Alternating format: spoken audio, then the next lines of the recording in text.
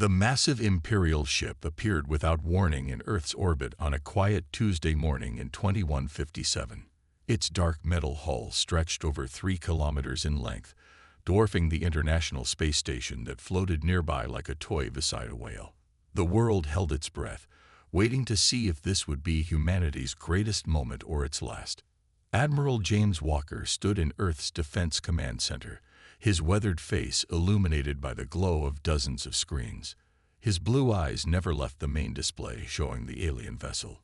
20 years of military service hadn't prepared him for this moment, but it had taught him one vital lesson. When something seems too good to be true, it usually is. "Sir," his communications officer called out. "They're broadcasting on all frequencies. They're asking to speak with Earth's leaders." Walker nodded slowly. "Put it through to the main screen." The alien that appeared looked surprisingly human-like, with gray skin and silver eyes that seemed to glow with inner light. He wore elaborate robes covered in symbols that shifted and moved like living things. "People of Earth," the alien spoke in perfect English, "I am Lord Grey, Ambassador of the Galactic Empire. We come in peace, seeking to welcome you into our grand civilization that spans 300 star systems." Walker noticed something odd about the transmission. While Lord Grey spoke, a second signal piggybacked on the main broadcast, encrypted, but not in any way they'd seen before. His team had been prepared for this, running advanced decryption algorithms they'd developed from studying fragments of alien technology found in crashed ships over the decades. As Lord Grey continued his grand speech about peace and cooperation, Walker's tablet quietly displayed the decoded message. Preliminary assessment of Sol system defense capabilities underway. Earth military technology. Primitive. Estimated time to establish control: 6 standard months. Recommend peaceful integration approach to minimize resource damage. Walker's jaw tightened, but he kept his face neutral. The Empire didn't know about the cameras they'd hidden throughout the solar system, showing more of their ships moving into position behind Mars. They didn't know about the defense fleet hiding in the Kuiper Belt, built from reversed-engineered alien tech. Most importantly, they didn't know that humanity had been preparing for this day for over 50 years. The next few hours were a blur of diplomatic talks. The United Earth Council met with Lord Grey in the newly constructed First Contact Center in Geneva. Walker watched from the security room as the Imperial ambassador made grand promises about sharing technology and helping humanity join the galactic community. "Your species shows great promise," Lord Grey said, his silver eyes gleaming. "We wish to establish a small base on Mars, purely to help facilitate your integration into the Empire. We will guide you, protect you, and ensure your civilization develops along the proper paths." Walker typed quietly on his secure tablet, sending encrypted messages to key military installations around the world. The Empire's ships were still moving into position, thinking their stealth technology made them invisible. His message was simple: hold positions, maintain radio silence, wait for my signal. The council members nodded and smiled at Lord Grey's proposals, playing their parts perfectly. They asked the right questions, showed the right amount of excitement and gratitude. Not once did they let on that they knew the truth, that this was no peaceful first contact, but the opening move in an invasion. As the day drew to a close, Lord Grey returned to his ship, likely feeling satisfied with how easily Earth's leaders had accepted his offers. Walker watched the Imperial ship shimmer in the evening sunlight, knowing that humanity's greatest test was about to begin. In his private office later that night, Walker reviewed the full decode of the Imperial communications. The Empire saw Earth as nothing more than another primitive world to be added to their collection. They expected humanity to be grateful for their guidance, not realizing they were dealing with a species that had spent half a century preparing for this exact moment. "Send word to Commander Stone," he ordered his aide. "Tell her to begin Phase 2. The Empire wants to play games. Let's show them how humans play."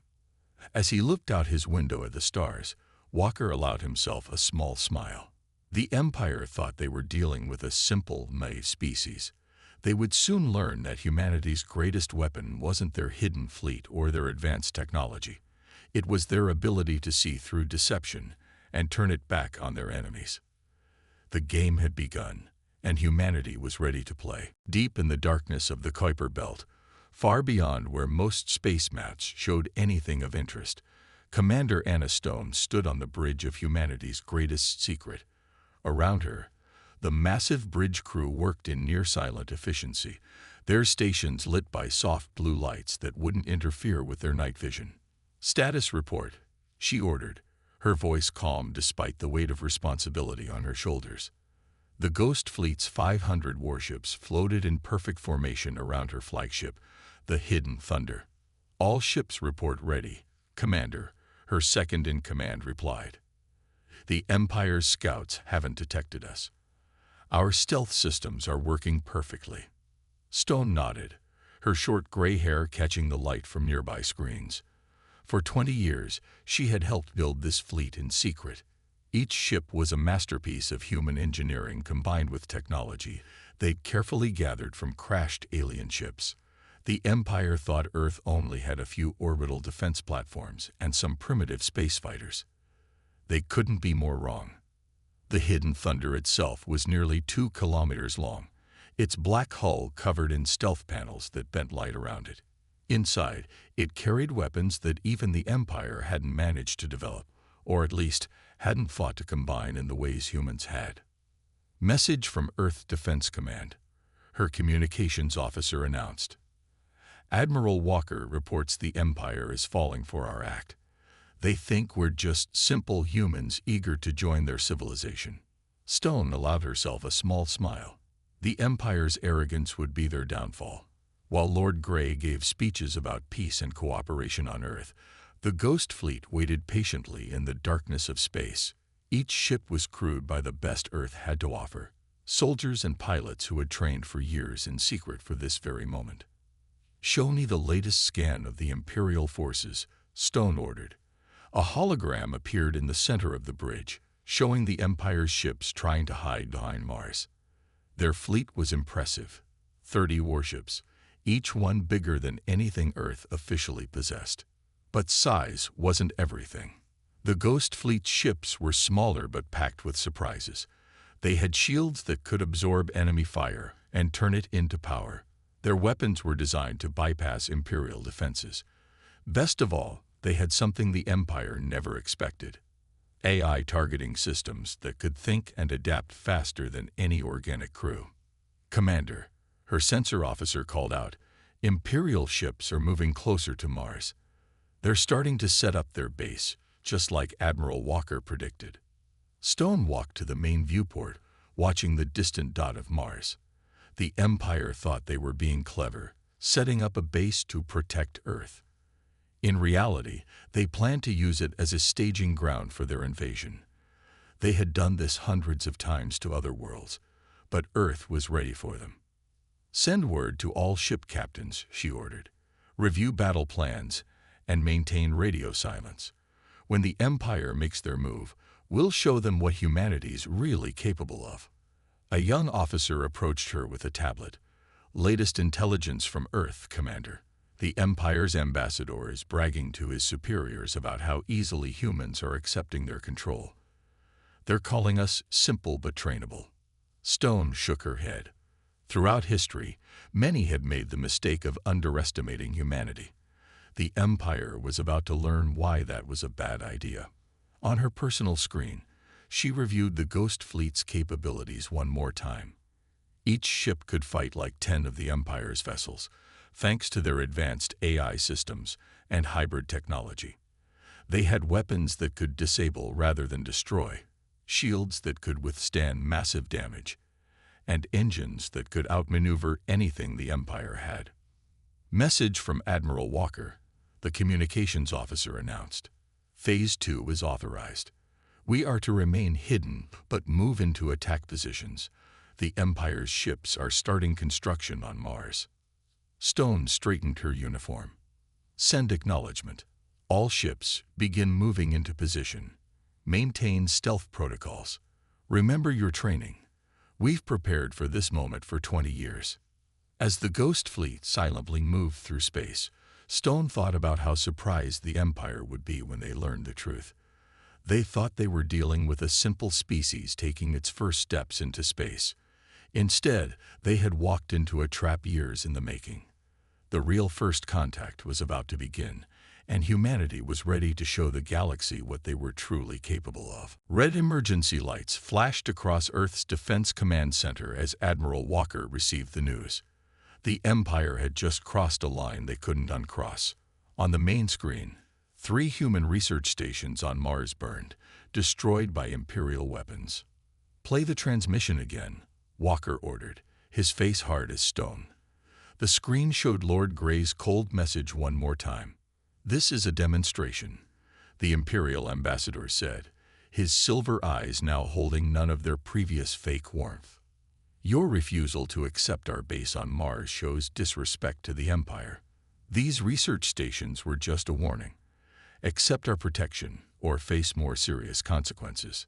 The Empire had grown tired of Earth's polite delays and excuses about the Mars base. They thought a show of force would make humanity bow down in fear. They didn't understand that humans don't react well to bullies. "Sir," an officer reported, 200 civilians were on those stations. No survivors. Walker's fists tightened. The Empire had just made the biggest mistake in their 1,000-year history. They thought killing innocent humans would break Earth's spirit. Instead, it had just united humanity like never before. "Send emergency signal Alpha to all world leaders," Walker commanded, "and get me Commander Stone on a secure line." Within minutes, leaders from every nation on Earth gathered in an emergency video conference. For the first time in human history, there was no argument, no disagreement. The Empire had shown their true colors, and Earth would respond as one. "The Mars massacre will not go unpunished," the President of the United World Council declared. "All nations agree. We activate the Ghost Fleet. Operation Payback begins now." On the Imperial command ship orbiting Mars, Lord Grey smiled as he watched recordings of the destroyed research stations. In his 1,000 years of serving the Empire, he had done this hundreds of times. Show the primitive species their place, and they fall in line. Humans would learn their lesson just like all the others. "My lord," his assistant interrupted, "we're receiving thousands of messages from Earth. They're surrendering." "Of course they are," Lord Grey laughed. "They've learned their place. Send in our ships to begin the occupation. We'll have this planet under full control within." A sudden alarm cut him off. One of his officers shouted in panic, "My lord." Multiple ships appearing out of nowhere. "They're everywhere." Lord Grey rushed to the command deck's window. His silver eyes widened in shock. Where there had been empty space moments before, hundreds of warships now appeared. Black ships, sleek and dangerous, surrounding his fleet in a perfect formation. Ships that should not exist. Ships that primitive humans should not have. Back on Earth, Walker watched through secure feeds as the Ghost Fleet revealed itself. 500 of humanity's most advanced warships, each one powered by technology the Empire thought impossible for humans to possess. "Send the message," Walker ordered. On every Imperial ship, screens came to life showing Admiral Walker's face. His voice was calm but carried steel in every word. "This message is for Lord Grey and the Galactic Empire. The defenseless civilians you murdered on Mars were our people. Scientists, researchers, peaceful men and women who had families waiting for them back on Earth. You thought killing them would make us submit.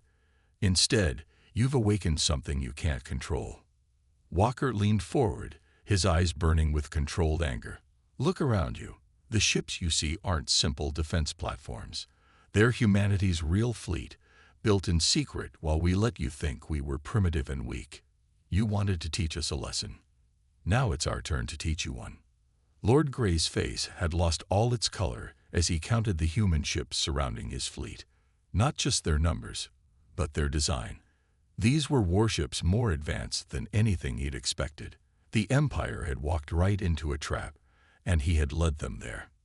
"Sir," Commander Stone's voice came through on Walker's secure line, Ghost Fleet is in position.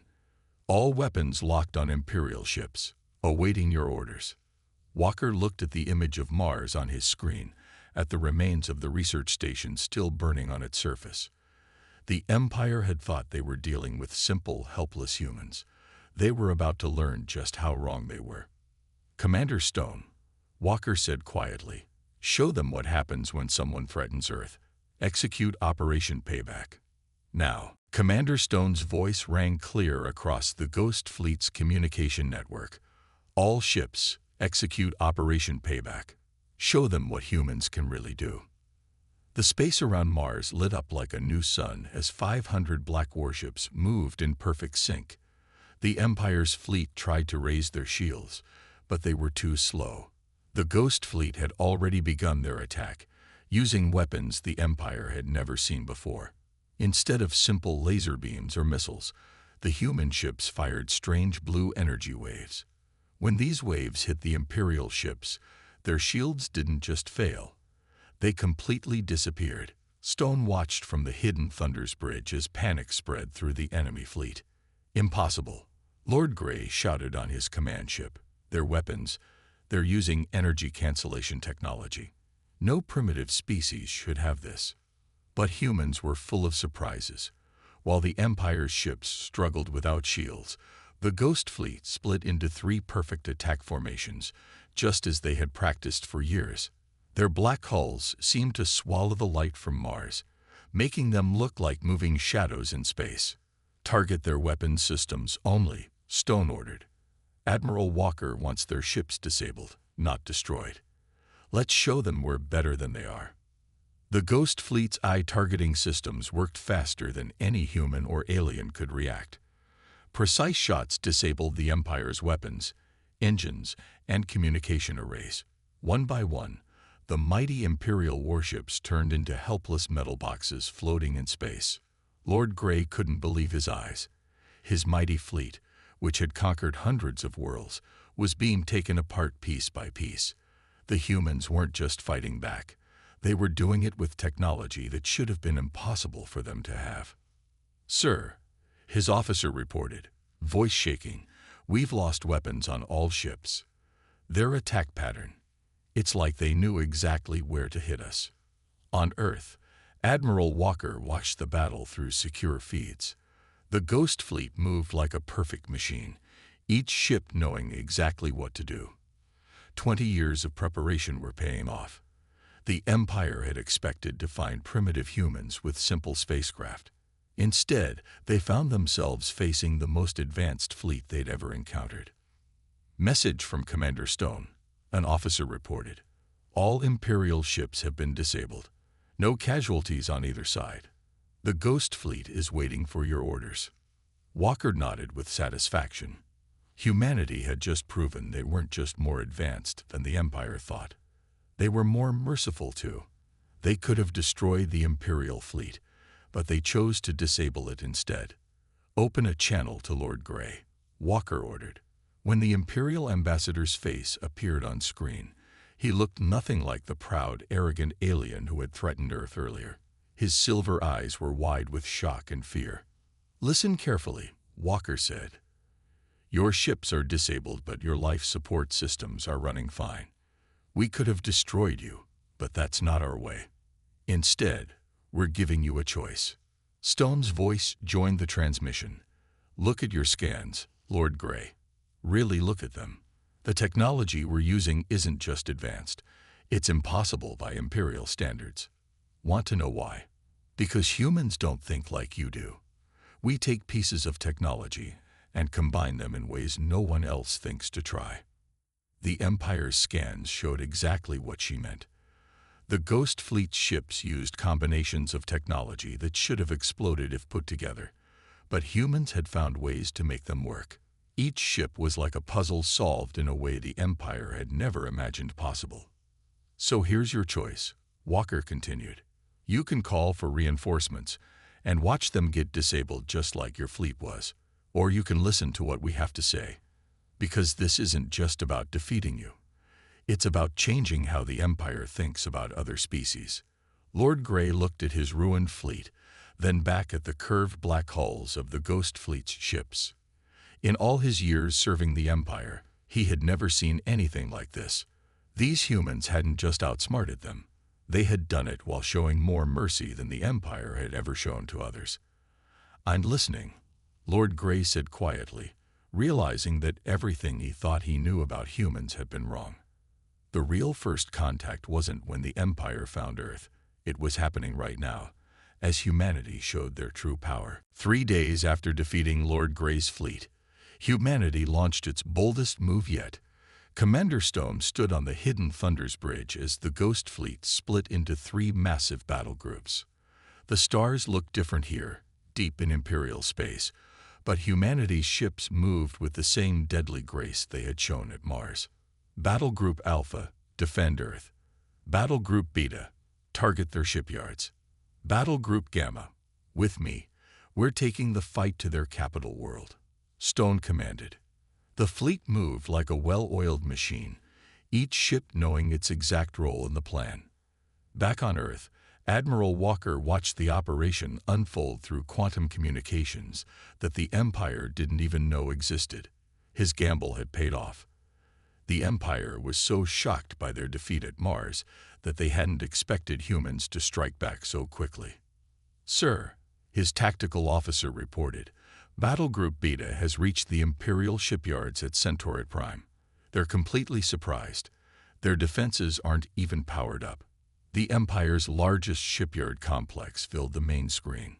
Hundreds of warships under construction sat helpless as human vessels appeared from nowhere, their stealth systems making them invisible until the last second. But instead of destroying the shipyards, the Ghost Fleet did something unexpected. "Deploy the override codes," Stone ordered from her position, leading Battle Group Gamma. The codes, stolen from Lord Grey's ship during the Mars battle, flashed out across Imperial networks. One by one, the automated defense systems and construction robots at the shipyard switched allegiance. "This is impossible," an Imperial commander shouted as his shipyard systems turned against him. "How are they controlling our own technology?" The answer was simple. Humans had spent decades not just copying alien technology, but understanding it better than its creators. While the Empire built bigger ships, humanity built smarter ones. Meanwhile, Battle Group Gamma, led by Commander Stone, pushed toward the Imperial capital world. Their black ships moved through space like shadows, using paths between stars that Imperial maps marked as impossible to navigate. Multiple Imperial warships approaching, Stone's tactical officer announced.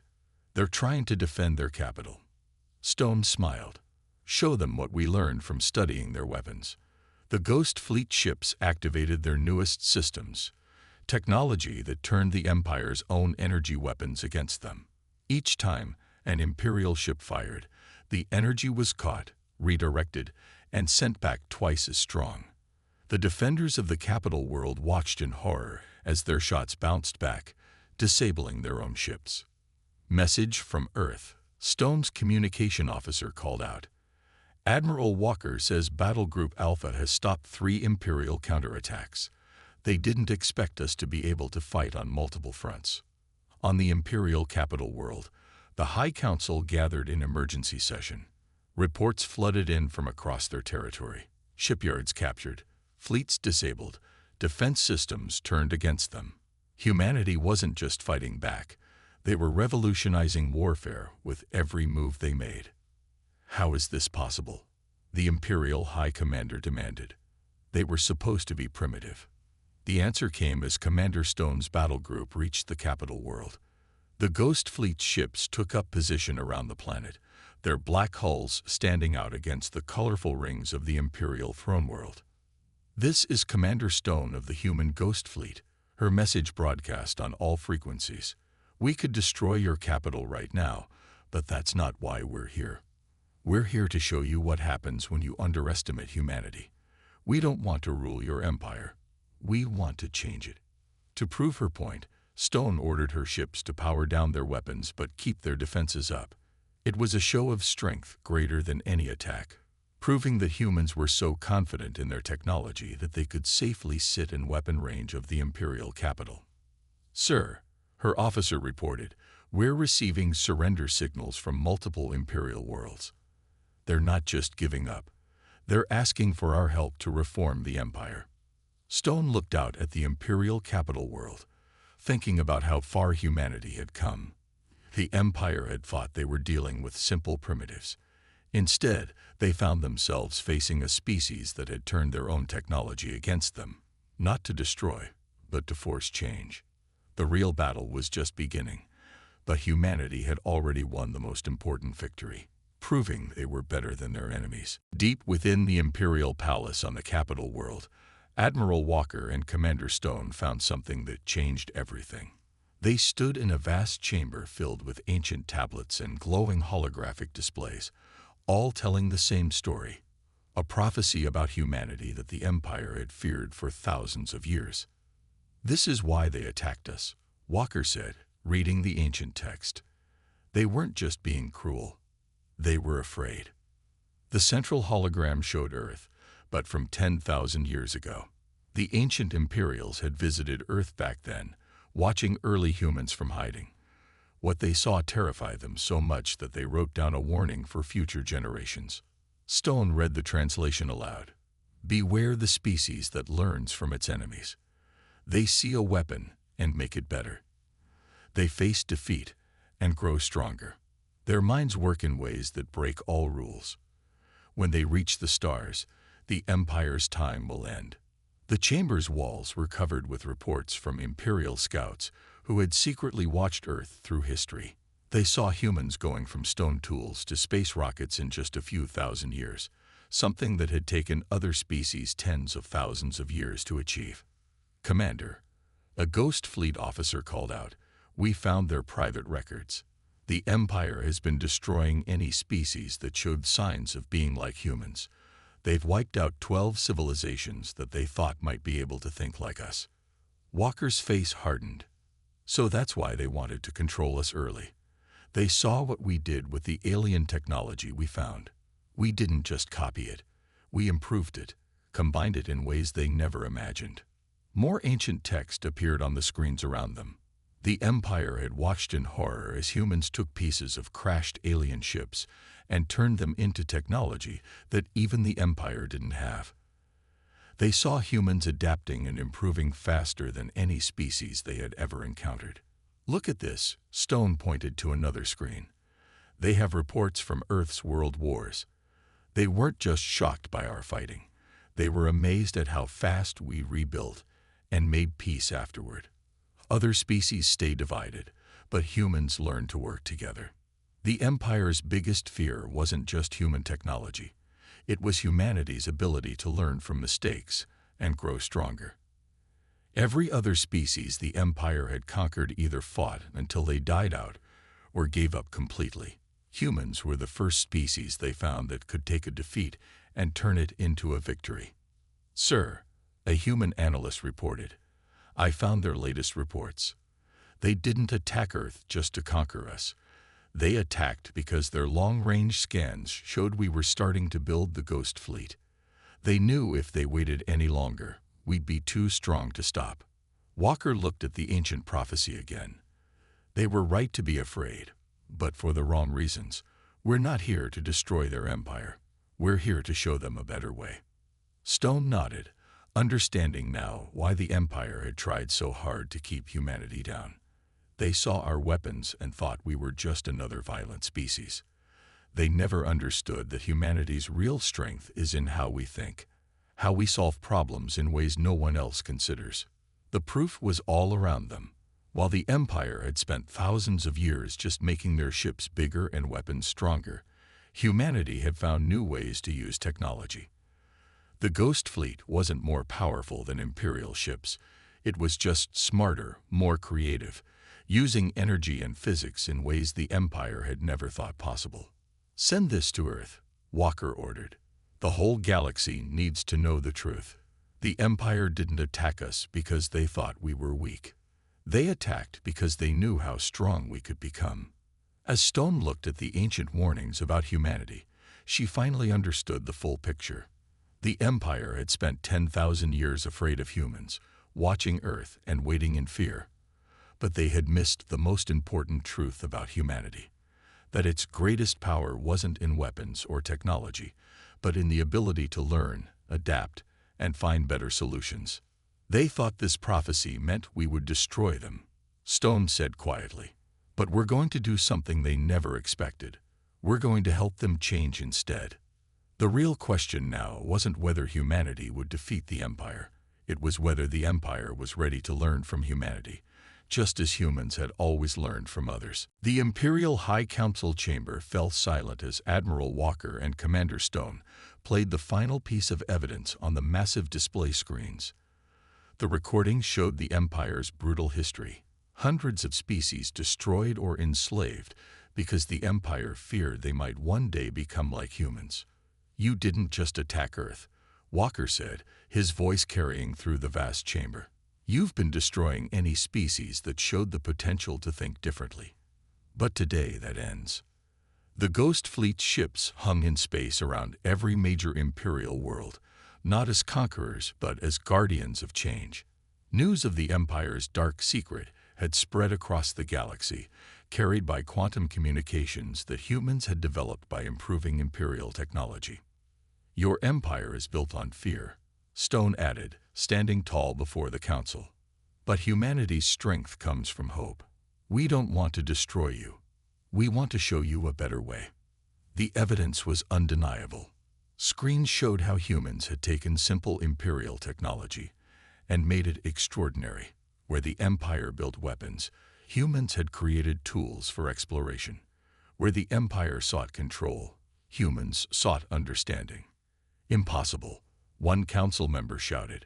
No species has ever defeated our Empire only to offer peace. That's exactly why we're different, Walker replied. Look at your own prophecy again. It never said we would destroy the Empire.